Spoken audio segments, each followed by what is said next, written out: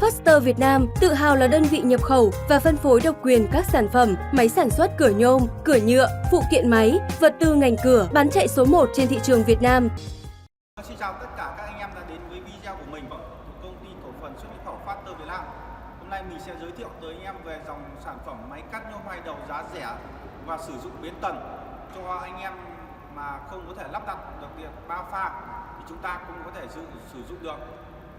Thì như anh em được biết ở trên thị trường thì có rất nhiều các hệ nhôm và các dòng máy nhôm khác nhau. Thì hôm nay mình sẽ giới thiệu tới anh em về dòng máy cắt nhôm hai đầu giá rẻ dành cho anh em ít việc, lượng vốn đầu tư hạn hẹp. Thì ở con máy cắt nhôm hai đầu giá rẻ này của chúng tôi thì sẽ gồm đầy đủ tất cả các tính năng mới nhất hiện nay ở trên thị trường. Máy thì vẫn bao gồm hai đầu máy thứ nhất là đầu máy số 1, đầu máy số 2. Đầu này anh em có thể di chuyển để lấy kích thước cắt. Anh em có thể di chuyển để lấy kích thước cắt.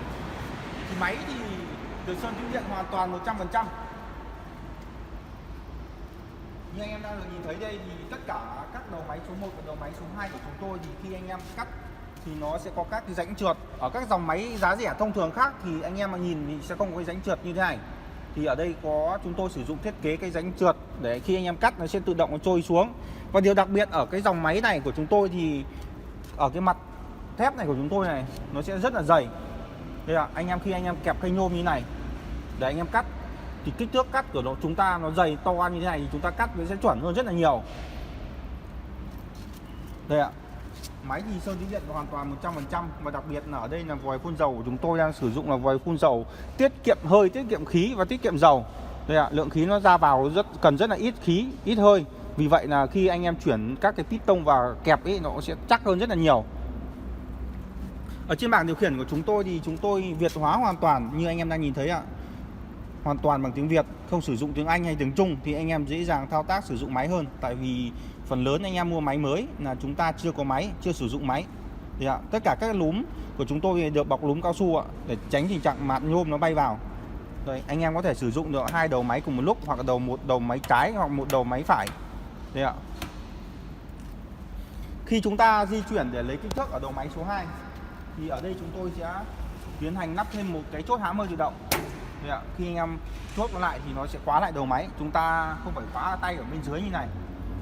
Và khi mà anh em sử dụng trong cái kho xưởng của mình là trời tối hoặc là ban đêm ấy mà nó thiếu ánh sáng thì chúng tôi có sử dụng lắp thêm vào một cái kính lúp đây ạ và một cái đèn chiếu sáng để anh em có thể sử dụng được để nhìn thấy được cái kích thước nó chuẩn hơn, nó rõ hơn. Ở đầu máy số 2 thì chúng tôi sẽ có một cái giá đỡ nó dài và cộng thêm là hai cây lăn ở bên cạnh. Này khi chúng ta cắt kích thước di chuyển nó sẽ chuẩn hơn, kẹp nó sẽ chắc hơn, rồi giữ cây nhôm nó cố định hơn.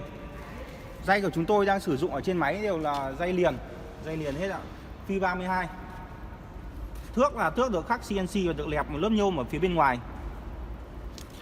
Máy thì sơn tĩnh điện hết. Đây ạ, anh em có thể nhìn thấy màu sơn của chúng tôi là đang sử dụng ở trên thân máy là màu xanh ngọc lục bảo, màu độc quyền của công ty cổ phần xuất nhập khẩu Faster Việt Nam. Ở phía đằng sau đây là chúng tôi đang sử dụng các cái chịu lực. Đây ạ. Ở phía bên trong là có các cái hệ thống dây hơi và dây điện chúng tôi đi ngầm ở bên trong này. Thì đây là các cái thanh chịu lực này. Anh em có thể nhẫm đạp lên mà nó không bị hỏng. Ở phía bên sau, đằng sau thì chúng tôi sẽ gồm có 3 cái piston. 3 cái piston chính đều được đúc hoàn toàn ạ. Đây ạ. Anh em có thể nhìn thấy các piston thông thường ấy thì nó không được đúc, rất dễ bị hỏng hóc và tính sử dụng nó lâu dài nó không cao. Đây tất cả các piston của chúng tôi đều đúc hết ạ. Hai piston này đây là piston hơi và đây là piston dầu. Hai cái piston này sẽ có tác dụng là đẩy lưỡi cắt ra vào nó đều hơn, nó nhịp nhàng hơn và khi chúng ta cắt nó sẽ không bị giật và không bị ba vía. Đây là một cái piston to, bên cạnh này là piston để chuyển góc. Và ở phía bên cạnh này thì chúng tôi cũng sẽ sử dụng hệ thống can đựng dầu thông minh.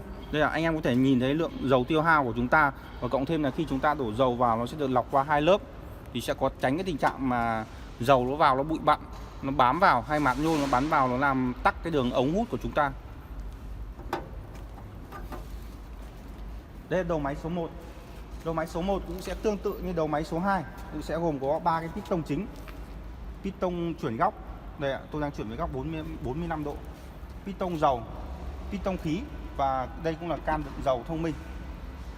Ở phía bên trên thì sẽ gồm một cái piston chụp. Đây ạ, chụp nó sẽ chụp lên xuống. Ở cái dòng này máy nhỏ này thì chúng tôi không sử dụng chụp lên xuống mà chúng tôi sẽ sử dụng cái chụp là nó ốp. Thế như tôi giới thiệu với anh em ở lúc ban đầu ấy.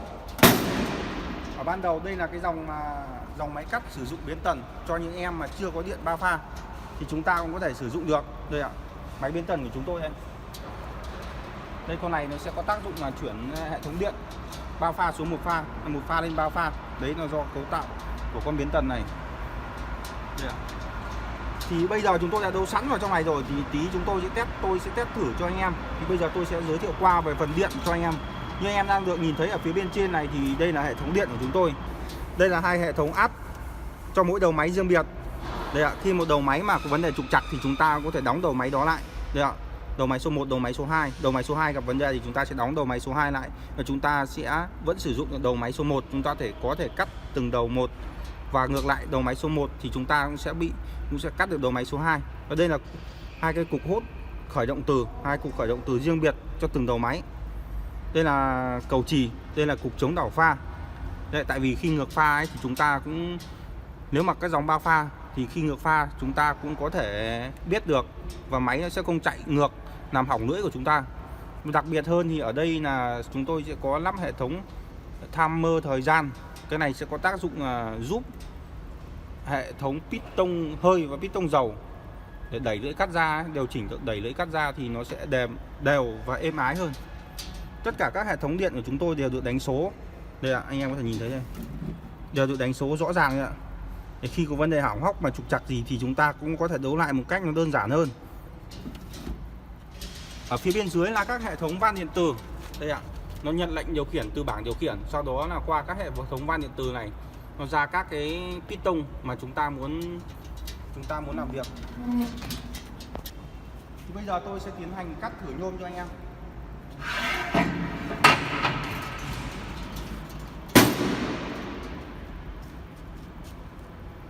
Đầu tiên thì anh em sẽ tiến hành lấy kích thước cắt.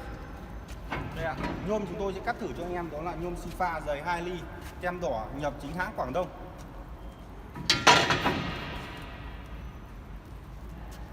Đầu tiên thì anh em sẽ tiến hành lấy kích thước cắt, sau đó mình sẽ kẹp lại. Chúng ta khởi động motor.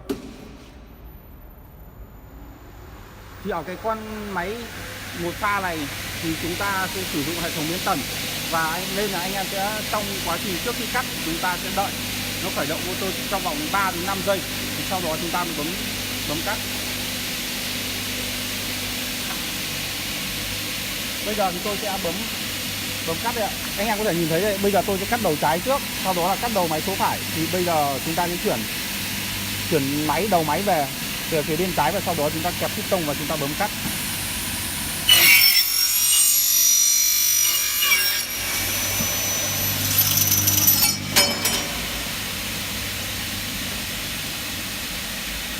Đấy, trên nó sẽ tự động rơi xuống. Ở đây là mặt cắt của chúng tôi, đây là Sifa này ạ. Đây anh em có thể nhìn thấy, đây là Sifa chính hãng Quảng Đông, dày 2 ly 2. Thì ở dòng máy cắt nhôm 2 đầu này của chúng tôi thì chúng tôi sẽ bảo hành cho anh em bảo hành lưỡi cắt cho anh em trong vòng 6 tháng. Thì vừa rồi thì tôi đã giới thiệu tới anh em về dòng máy cắt nhôm 2 đầu giá rẻ Factor 55 của công ty cổ phần xuất nhập khẩu Factor Việt Nam.